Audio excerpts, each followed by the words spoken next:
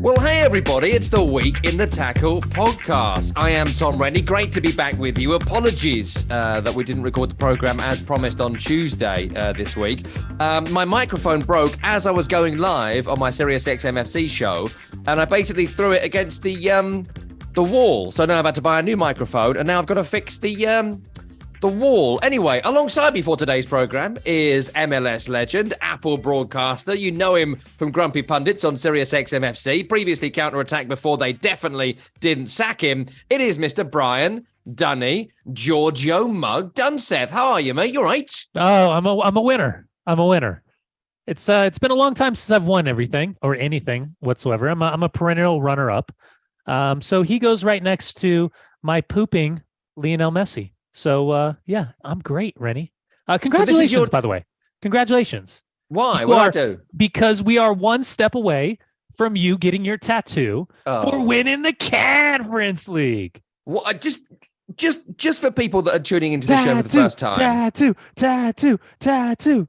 I made a very loose, many exit ramp observation that if West Ham were to win the Conference League and this podcast would go in the top 50 in America's soccer podcasts, I might consider the possibility and prospect of getting the Dallas star Larry Hagman holding the Conference League tattooed on my body. But I did say I really didn't want to. And I think that's a good exit ramp to say that I just know. Yeah. No, look, we're going to be together in Washington next month. Yeah. So maybe you can take me to a tattoo parlor and I can, they call parlors, that feels a bit too Victorian. A tattoo parlor. Tattoo shop. Can I have another tattoo, please, Mr. Bumble?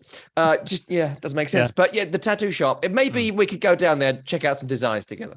Yeah. No, I feel like there was a promissory conversation as well with your tattoo that I would come to London and be there and hold your hand should you get a tattoo. But I don't even have to. I just got to go to DC. Proper DC.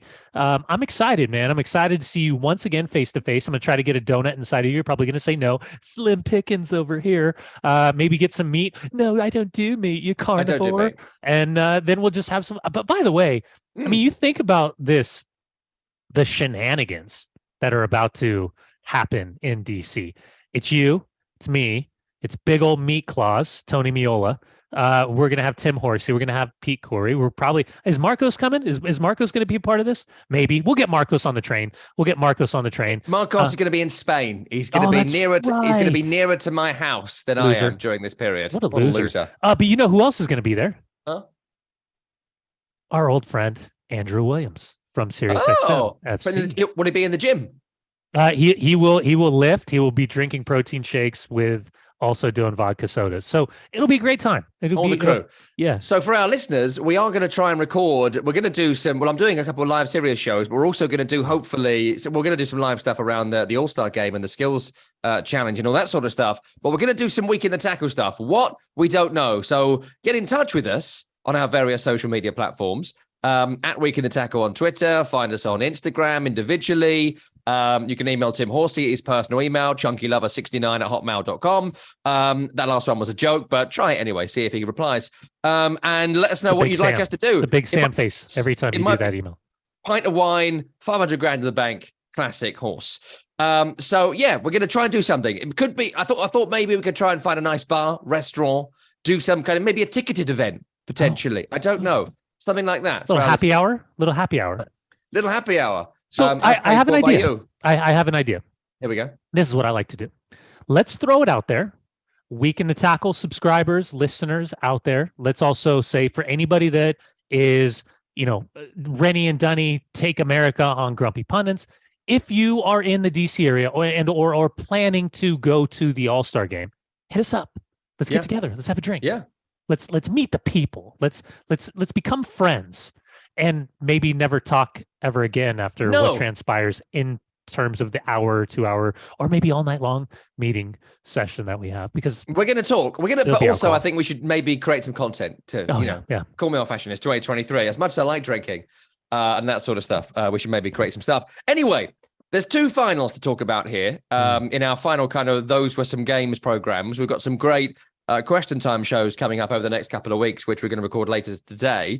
Now we can start with that incredible underdog story of a country buying a club, then buying all European football, or we can start with the Hammy Hams, West Ham United, winning their first trophy since 1980, my first trophy as a supporter of my entire lifetime, and me being there when it happened. Which would you like to? We got to start with the heartwarming, the love fest that was your experience watching your beloved Hammers win the Conference League trophy. Just the second time that the Conference League trophy has been made available. By the way, I'm just going to continue doing that just because you told me somebody sent you a message and said, yes, can you please tell that idiot to stop saying Conference League? Lots of people send me that message. It's not just one person. No. So Conference League, it's yours. You were there.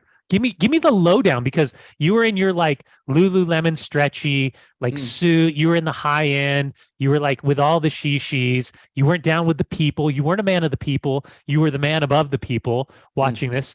And you seemed drunk as a skunk within the 2-hour window post watching that trophy being lifted. And yes. I did send you a text at 3 a.m. to say what I was up to. Yes. Yeah, you did make your flight. That's the good thing. Oh, there he is.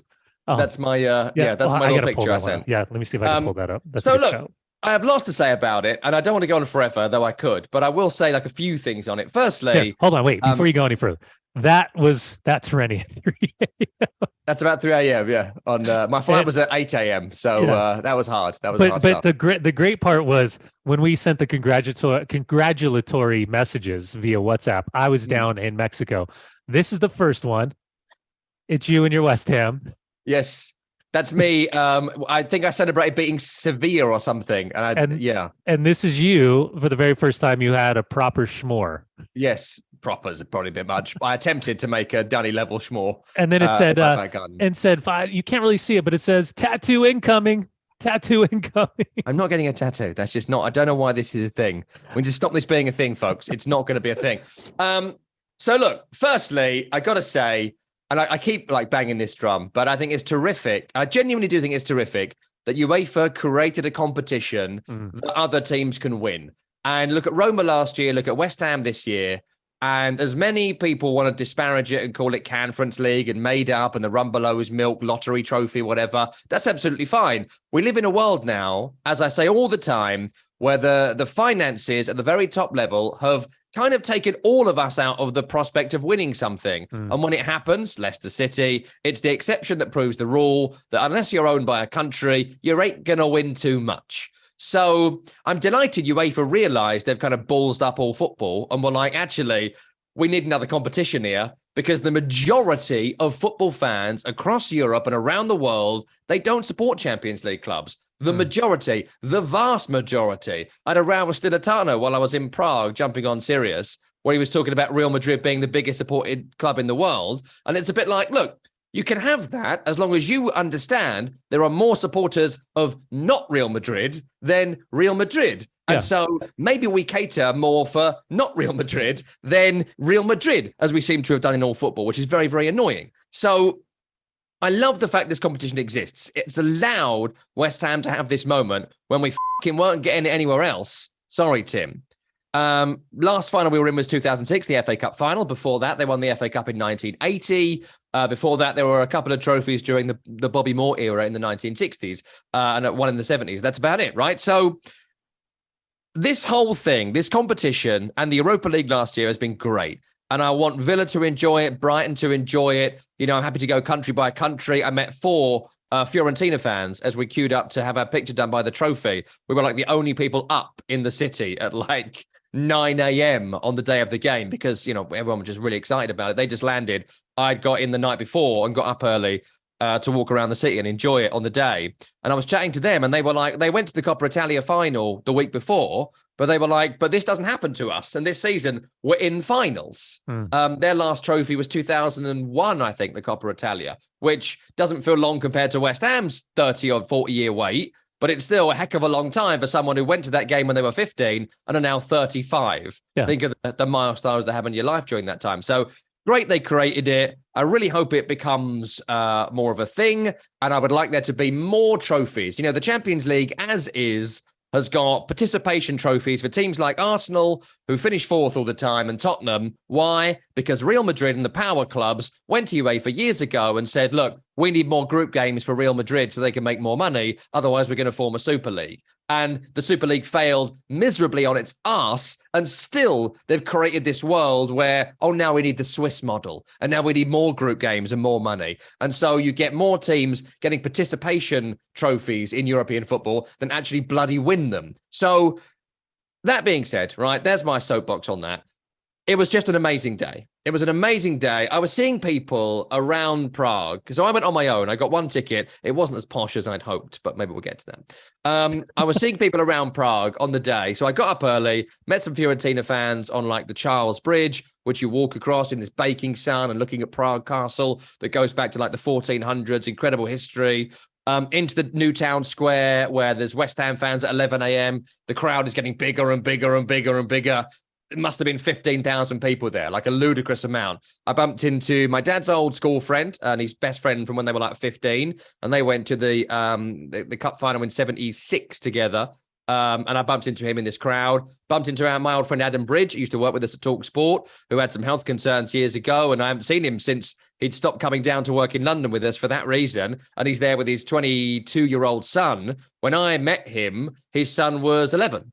Oh. You know, the huge kind of change that is. And like he used to talk to me about his young boy who plays football, and now we're having a pint somewhere in Prague in the sun. Bumped into old school friends and then their friends. A couple of friends of mine that used to work on the Knees Up by the Brown podcast that I've been on a couple of times.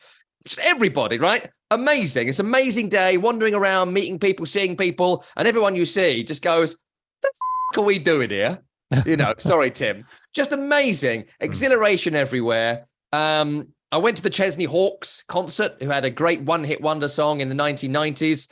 I am the one and only.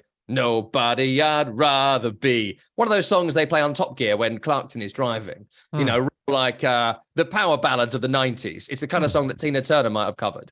But he's a big West Ham fan, apparently. And he had this in this fan park, this park owned by Daniel Kretinsky, I assume, but it's next to Sparta Prague's ground, who he owns. And he also owns the second biggest amount of shares in West Ham. Huge amount of people. Again, must have been 10 to 15,000 people watching this concert. Huge thing at the back. Massive fan zone. Amazing. I got to the stadium, missed all the trouble. Of course I did, right? But they didn't attack the big 15,000 strong amount of fans. They Ultras, Teenage Mutant Ninja Ultras. You know, they go down like the side streets with sticks, and a few people got battered with sticks, like there with their sons and dads. Pathetic ultra culture that has to just go. So I missed all that. I got a few texts from people seeing if we was all right. Missed all that because I was already in the stadium. Stadium wise, I was literally not in the VIP prawn sandwich area that I'd hoped. Oh no! In the corner next to the Fiorentina fans.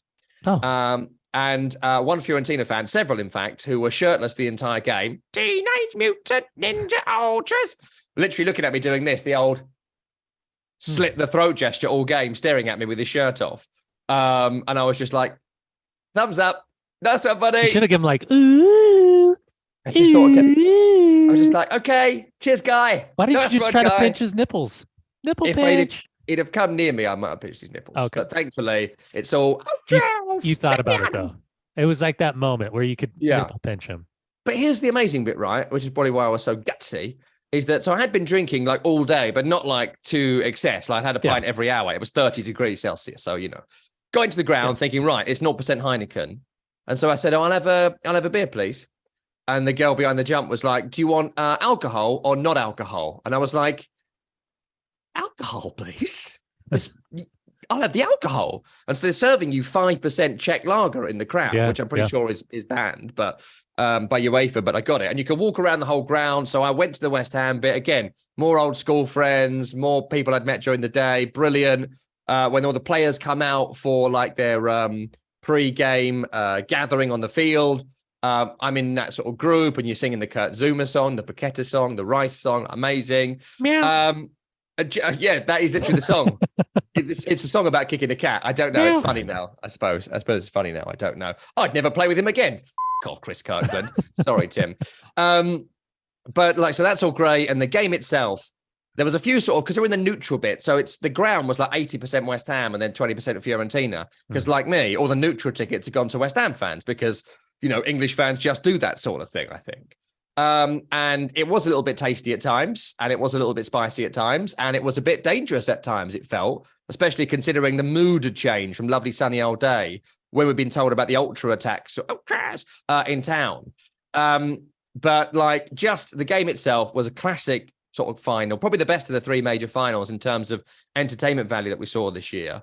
And it went almost exactly as planned, apart from the fact that I was thinking about you almost in the first minute, because in the first minute, I think it's Emerson, West Ham's left back, just wallops one up in the air, and the fullback for Fiorentina goes down cheating like he's been kicked. I'm standing 10 feet max away from this, so I can see he's not been kicked, but he's doing so much deep dunsethery. And I thought, but you're a better football team than West Ham. So if you don't do this, West Ham want you to do this. We want a bitty, scrappy, broken up, slow play game. To beat us, you're high intensity, high press, play better football, you'll score goals. And they tried to out Mourinho, Mourinho. And from that point, I just thought, you're going to this up. Sorry, Tim. And they completely did. Fiorentina collapsed in on themselves.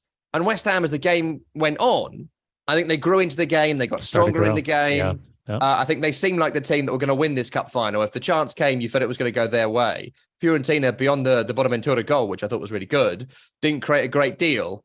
And, I'm doing a load here because there was so much of it, but the goal, right? The winning goal, there's that lovely bit in football stadiums, that lovely bit that many people would have experienced, the late goal. And there's that lovely bit when it's a through ball onto a player. Yeah. And suddenly this boisterous, energetic, vibrant crowd, including the Fiorentina fans who are just to my right, who have been doing that European thing of someone up the front makes them all sing all game, which isn't for me, but I mean, I appreciate that's their fan culture, but I think it's a bit crap. But it's suddenly, ball goes through, and it goes from teenage silence. Everything just dropped because suddenly he's in, and there's a few people like that. The guy next to me, Dave, who I met on the night, it was super top fun till 3 a.m. Next to me, he was probably the drunkest man in the stadium when he arrived, and everyone's gone silent. He's going to score, and I was like, "Shut up, Dave! Don't jinx it." And he looked at me again. He was like, "No, he's going to score here," and I was like, "Dave, shut up!" Turned back, and he'd scored. And there's just this moment of I don't know. I've never won anything before as a supporter of anything. The politicians I vote for don't get elected. The teams I support don't win. Nothing I want happens, which has led me to be a grumpy pundit, I think. Yes. And it goes in, and there's this whole, it's almost like a gushing wave of exhilaration. I can compare it to something, but I can't compare it to something on air. But Careful. It's like that moment where you're like, oh, that's it. That was just it. We've got to do something now. I don't know what we've got. Let's run. It was like that bit. So when the goal goes in, there's 7 minutes to play. And I found myself just screaming the word yes, just over and over again, like Meg Ryan in When Harry Met Sally. Just yes, yes, yes, yes. And then incredible whistle goes. We're there for another 2 hours after the game. They're still serving alcoholic beverages. So you're standing there in this incredible, sweaty, kind of still 25 degrees elation. And it was sort of like, from that point on, no one sort of knew what to do because no one had emotionally planned for this. By the way, not for nothing. Are you still talking about the Conference League final? Yeah, man. Oh, okay, cool.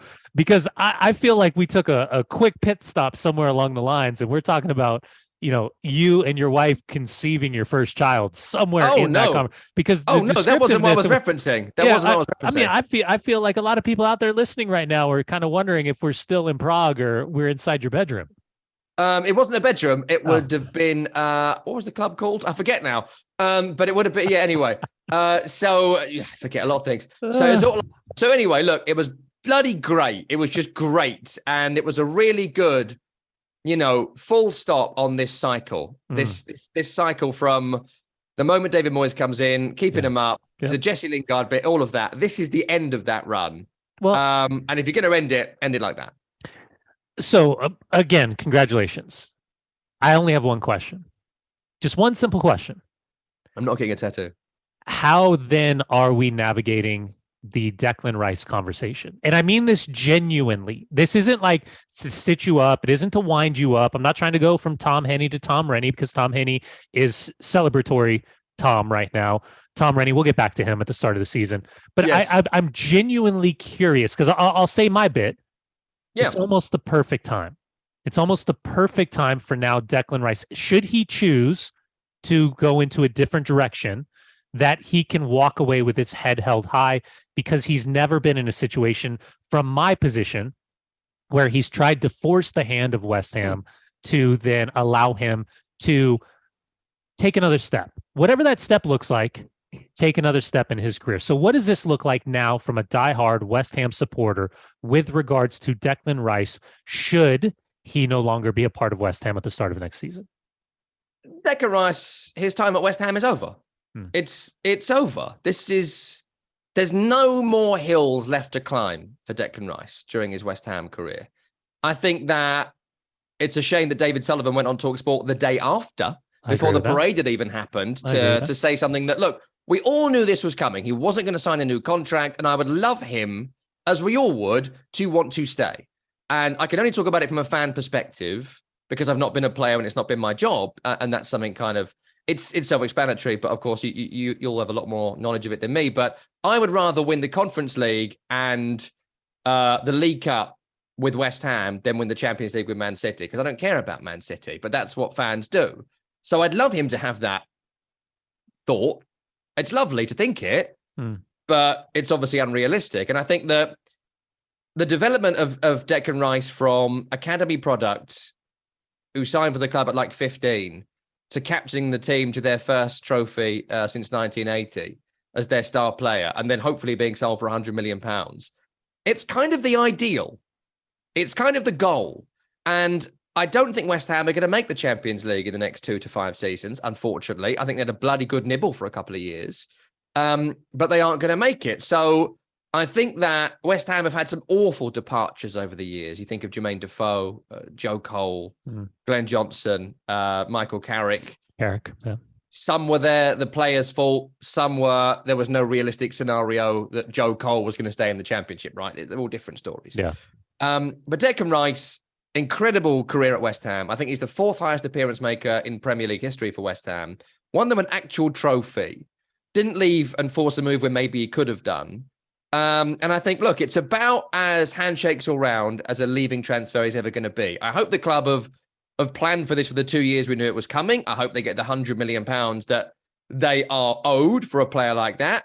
And I think that there needs to be 2, maybe 3 players that come in to replace him that can all be in the first team. And that's what you've got to do. If you're in that second tier, third tier, £100 million spent wisely can give you a whole new midfield.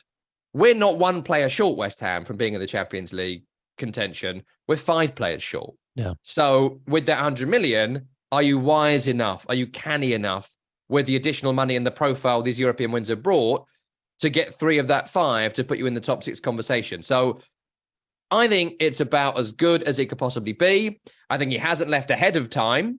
I think he's going to leave at the right time. And I think it'll be handshakes around. I'm gutted he's leaving, but he will be a legendary figure moving forward. He's never going to rub it in the face of West Ham supporters that he's gone anywhere. The only tinge of disappointment for me, and again, I don't really care about this because he's gone. And if West Ham, it doesn't lead to West Ham winning as a fan, I don't care. I really don't care. I enjoyed the game, but if I can go to a game between Chelsea and Tottenham and not care about the outcome, I want there to be a great game of football and it will captivate me. My only disappointment is that I think that if it is Arsenal, it looks like being Arsenal, it will probably be Arsenal by the time maybe this comes out or the time we reconvene live again. It's a shame. Well, can you cheer for him? No, I would never cheer for him. Of course not. So he's done. Like it's just a clean break. Like you could never find yourself like cheering for him as an individual with another team. No. The goal is for West Ham United to win games. And if West Ham United don't win in this game in some scenario, I don't care. It doesn't bother me. But if it's Arsenal, the issue for me is, are Arsenal going to win the Champions League? No, they're not going to win the Champions League. At best, they're going to get knocked out in the quarterfinals, which is great. And I want him to have played in the Champions League. But I look at Jude Bellingham going to Real Madrid, and I think, I think that's the level he should be playing at, personally. And we can absolutely have that conversation. I know many people listening won't agree with that, but I think that's where he should be playing. And to go to Arsenal, who are going to be in the battle for fourth, maybe third, they blew their chance at a title. You can't compete with the country anyway. So is he going to a Premier League contender? At best, fourth favourites. Is he going to a Champions League contender? At best, sixth favourites, eighth favourites. So I think that's a shame. Maybe, hopefully, he goes on to win stuff, but either way, I'll sleep. Either way, he's done his bit for us. What he did for us, what they did for us as a fan group, all of them, even Thilo Kehrer. I was going to say people I don't like as footballers. They've legends. They did it for us. They bloody did it, And so it's like when I see the 2006 FA Cup final team, who didn't win that game, by the way. I've worked with Paul Kaczewski, Anton Ferdinand, Matthew Etherington, who else? Ashton, all of them. If I see them, Gabidon, good friend of mine, they're heroes to me. So, and that goes for Thilo Kehrer now as well. Anyway, that's my bit. Man City won the Champions League. They did the likely. They did the probable. They did the thing they're always definitely going to do. Big fan of everyone talking about it like it was an underdog success. Danny, thoughts? Yeah, I mean, listen, I go back to the FA Cup final and disappointment. I know we didn't do anything on that. Giving up a goal in the first 30 seconds. Come on. Yeah. Very funny. Very funny. Very, very, very not funny. And listen, I think what this did for me is oddly, and again, I'll be accused of being a Manchester United homer on this one. This did less for me about Man City, did more for me about Pep Guardiola. I have really been frustrated with the stupidity and the narrative surrounding Pep hasn't done it without Lionel Messi, so he's really not the best manager ever. Like, I don't really care. This whole thing of like arguing who's the best, who's the second best, who's ideal. Waste time. It's a complete waste of time. I think what for me, I was happy for Pep Guardiola as an individual manager. I was happy for his legacy, similar to what we saw with Lionel Messi lifting the World Cup trophy, that it's one less stupid conversation that we're forced to have. Yeah. So credit where credit's due. I think now he has cemented his legacy. Not that he needed to, in my eyes, but he most certainly has. Now we talk about Man City. I think in real time, regardless of the background of how this squad was built or financed, I look at the players that are put together, extraordinarily talented, did everything that they were supposed to do, everything that we thought that they were capable of doing, and they checked the box. I think big picture, I'm really intrigued to see what the conversation looks like maybe 2, 3, 4, 5 years from now, when we have a better understanding of what the accusations are towards the club with regards to how this structure has been built. I think that'll be kind of a really interesting narrative. And I think when we talk about the game itself, first and foremost, I want to give credit to Inter Milan. I thought that their structure and the way that they were set up, we saw a singular chance for Erling Haaland, arguably one of the best, if not the best point striker in the world, wherever you come in line with that. He couldn't get a sniff outside of that one shot that kind of hit Onana on the knee on the left. Jack Grealish was really neutralized. I thought, okay, Gundogan was really neutralized. By the way, that celebration, that picture is going to be one of the most iconic. By the way, if you have a problem with Jack Grealish as like the player and like think he's an absolute, do I have to say sorry, Tim? Sorry, Tim. Maybe. I do. Yeah, probably.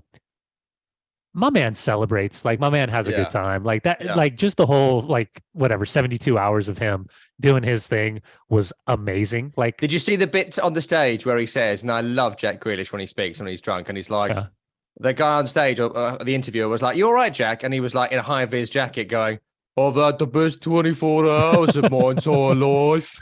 I just thought, oh, have it slapped. so good. So good. Yeah, it was. And then the iconic picture of him on the back of the bus with his Uh, shirt off and, the cross, the Wayne Rooney cross, whatever. However it you want looked to a call little it. bit like there was a kind of Take That boy band reunion and Oh, yeah. Gary Barlow had got in shape for the new Yeah. tour. He's got great head of lettuce. Maybe the Yeah. best head of lettuce since Emery Chan. Yeah, I just think Inter Milan were fantastic on the day. They made it. Now, offensively, hit on the transition, build up play, not as much in terms of simple possession and, moving the ball. I think, again, what we saw in moments were that Man City still doesn't get enough credit defensively for their individual 1v1 defending. They still have the Dunsethery, the breakup plays, Rodri, all that stuff. But I thought they were really good. I got into a big argument with Max Bredos when we were calling the game, the Real Salt Lake NYCFC game on Saturday, because he kept saying that Pep had bottled it, like Pep had screwed up, Pep had overcalculated, and I just couldn't disagree more. I know the whole thing of should Kyle Walker start, should Nathan Ake start. I agree with kind of the setup with Pep, even with the transition. I know you've got this incredible speed with Kyle Walker. I know you ended up coming with him, but I didn't think it was as much of a mistake as people were trying to make it out to be. And I saw some of the stuff on Twitter as well. I thought he managed the game pretty well. I thought that Inter Milan made it as difficult on Man City as we've seen all season long, and very easily could have made it. I mean, you talk about the post, you talk about the save, you talk about the Ederson recovering on Lukaku and the ball hitting him in the knee, all of these things. It was a game of minuscule moments. And I think even by Pep's reaction on the sideline, he knew in those gray areas that they could have lost that and how close they were to losing that final, because Inter Milan, I think, did such a good job of making it so difficult on Man City. So they win the game. Tactically, they figure it out. Credit where credit's due. They've done the treble. They've cemented their legacy as a group, as a season, and we move on. But I do think there will be more conversations looking back on this team that will try to separate the success that they have of the treble versus the way the club was built financially. I think it's a fantastic point. And I think that I am certainly guilty personally of not giving the credit to the players and the manager that maybe they'll feel they'll deserve. And people listen to this show and our Syria shows and when I'm on Talk Sport or whatever, that I always talk about sovereign wealth funds and the way it's run. And look, I'm not going to do it all now, but we're at a point with sovereign wealth funds owning football clubs that our only hope now to reset what is a disaster for football is to send Arnold Schwarzenegger back in time to kill Sarah Connor. Like, that's where we are now with the sovereign wealth funds. And in 2 years' time, when it's Qatar v Abu Dhabi, v Saudi Arabia at the top of the Premier League, and Arsenal at that point have a great team and are 20 points behind, I told you so. Okay. And the best time for regulation was then, the second best time is now, but whatever. And we do need to look into that properly. But, it's also on that, actually, I'm not going to leave it because it annoyed me watching the TV. It annoyed me watching the TV coverage of it. And, BT Sport don't exist now. And they kept talking about it. And the commentator said something like it's a tremendous achievement. And look, it is a tremendous achievement. It's all a tremendous achievement. But let's not talk about it like it's Leicester winning the Premier League or if Inter had won it. This was not the great underdog story. This was the favourites succeed. And I don't want to take away the credit for that because the favourites don't always win. The favourites succeeding took a ton of hard work, a genius manager, tremendous performances, bit of luck, great striker, great work in the transfer market, all that sort of stuff. I don't want to disparage it, but let's not talk about it like it's the great underdog story. They did the probably. They achieved the likely against none of the odds, okay? And they were talking about it like it wasn't that. And I really want them to say, as they should, it is a fantastic achievement for the state-owned project. And we can't, unfortunately, love and marriage, horse and carriage. You cannot have one without the other, but maybe I will try my utmost to give as much respect to the football players and a genius manager who I've spoken about many times being a genius. He is a genius. He's changed football completely from where it was before he started coaching. But I'll try my best, but, I'll fail. Right. That's our conversation on the two big cup finals. Of course, we did 20 minutes on West Ham and 1 on Man City. Over the next few weeks, stay subscribed to the Week in the Tackle podcast. Danny and I have recorded a selection of question time programs answering your questions sent into our various social media platforms. Do leave us a great review, some brilliant reviews, which we'll try and read out when we reconvene for live shows in Washington in July.